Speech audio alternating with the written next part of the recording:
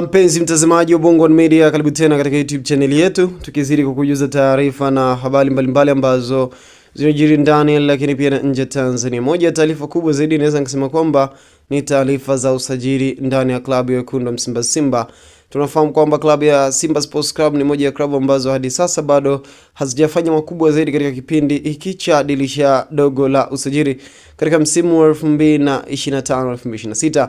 Sasa taarifa ambazo tumezipata ziko kama ifuatavyo. Kwa ufupi kabisa, taarifa kutoka kwa Hans Raphael ambaye ni mmoja wa wachambuzi mahiri kabisa ambaye amekuwa akitoa taarifa zenye ukweli na uhakika. Anakuambia kwamba breaking news, muda wote kuanzia sasa Simba Sports Club watakamilisha usajili wa beki wa kushoto wa Mauritania Khadim Diao mwenye umri wa miaka 27.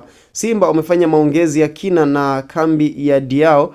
Vitu vichache vimesalia ili deal lake likamilike. Ikumbuka Khadim Diao ni ni mchezaji huru tangu mwaka uliopita. Hii ni baada ya kuachana na klabu yake Al Hilal ya Sudan. Balaa jipya linakaribia kutua Msimbazi.